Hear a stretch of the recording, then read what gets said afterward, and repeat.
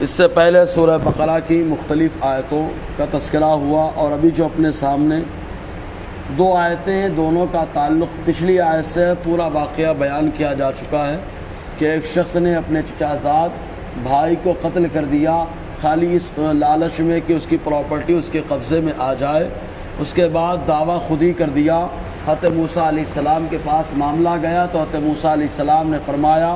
گائے کو ذبح کرو، اور ذبح کر کے اس کے بدن کے کسی بھی حصے سے اس مردے کو مارو، یہ زندہ ہو جائے گا اور خود بتائے گا کہ کس نے قتل کیا ہے۔ تو پورا واقعہ بتایا گیا۔ اللہ تبارک و تعالیٰ ارشاد فرماتا ہے وَإِذْ قَتَلْتُمْ نَفْسًا فَادَّارَأْتُمْ فِيهَا، اور جب تم نے قتل کیا ایک جان کو، قتل کرنے والا ایک شخص تھا لیکن سپورٹ میں بہت زیادہ لوگ آئے، اس لیے گویا کہ قتل کرنے والا ایک سپورٹر زیادہ ہونے کے اعتبار سے تو معاون و مددگار کو شامل کر کے جمع کر استعمال ہوا۔ اللہ تعالیٰ فرماتا ہے یاد کرو جب تم نے ایک جان کو قتل کیا فَادَّارَأْتُمْ فِيهَا، تو تم نے اس کے اندر شک کیا کہ معاملہ کیسے کیا جائے، ایک دوسرے پر الزام لگایا، اور ارادہ یہ نہ تھا کہ معاملہ کی تحقیق ہو، اس لیے کہ وہ شخص جو عامل کو قتل کرنے والا تھا اس کے چچا کا لڑکا، تو وہ امید بنائے بیٹھا تھا کہ سارا مال ساری پراپرٹی سب اس کے قبضے میں آ جائے گی۔ تو اللہ تعالیٰ فرماتا ہے واللہ مخرج ما کنتم تکتمون، اور اللہ ظاہر فرمانے والا ہے اس چیز کو جو تم چھپا رہے ہو، جو تم چھپا رہے ہو اللہ تعالیٰ اسے ظاہر فرمانے والا ہے۔ تب اللہ تعالیٰ نے گائے کو ذبح کرنے کا حکم دیا اور فرمایا اضربوہ ببعضھا،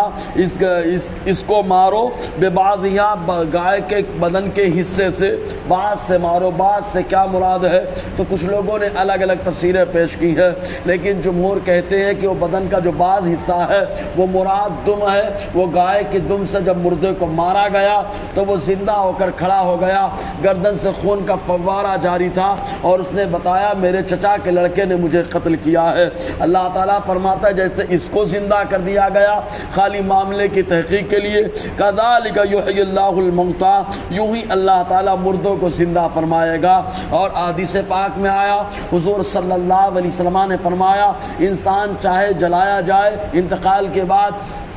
اور چاہے اس کو دفنا دیا جائے، اس کے بدن میں ایک ہڈی ہے جس کو عجب الضم کہا جاتا ہے یا عظم الضم کہا جاتا ہے۔ وہ ہڈی نہ جلانے سے جلتی ہے نہ گلانے سے گلتی ہے، اور دوبارہ جب اللہ تبارک و تعالیٰ حساب و کتاب کے لیے میدان محشر میں جمع فرمائے گا تو جو قبر سے زندہ فرمائے گا اسی ہڈی کے ذریعے سے دوبارہ گوشت بھی آئے گا، کھال بھی چڑھے گی، اور اس کے بعد انسان محشر میں اللہ تعالیٰ کی بارگاہ میں حساب دینے کے لیے جمع ہو جائے گا۔ تو وہ ہڈی جو عجب الضم ہے نہ جلانے سے جلتی ہے نہ گلانے سے گلتی ہے، کذالک یحیی اللہ الموتیٰ، یوں ہی اللہ تعالیٰ مردوں کو زندہ فرمائے گا۔ ویریکم آیاتی، اور تم کو دکھائے گا اپنی قدرت کی نشانیاں کہ اللہ تبارک و تعالیٰ کیسا قادر ہے، کیسی قدرت کا مالک ہے کہ مر پہلے تو اللہ تعالیٰ نے انسان جو کچھ نہ تھا اس کو پیدا فرما دیا، پھر موت کی آغوش میں سلا دیا، پھر اس انسان کو قبر کی گود میں بھیجا، اور قبر کی گود میں بھیجنے کے بعد زمین کو اس کو لقمہ بنا دیا، زمین اس کو کھاتی رہی، اس کے بدن کو گلاتی رہی، ختم کرتی رہی۔ اس کے بعد وہ ہڈی سے اللہ تعالیٰ نے پھر انسان کو زندہ فرمائے گا، اور جب اللہ تعالیٰ زندہ فرمائے گا تب اس کی قدرت کی نشانیاں تو دیکھے، کچھ نہ تھا بہت کچھ ہوا، پھر ختم ہوا، پھر اللہ نے اس کو دوبارہ زندگی عطا فرمائی۔ یریکم آیاتی، ایسے ہی اللہ تعالیٰ تمہیں اپنی نشانیاں دکھائے گا، لعلکم تعقلون، شاید تم عقل رکھو، شاید تم کچھ سمجھو۔ انشاءاللہ اور آگے گفتگو رہے گی۔ اللہ تعالیٰ ہم سب کو فیضان قرآن، برکات قرآن سے مالا مال فرمائے۔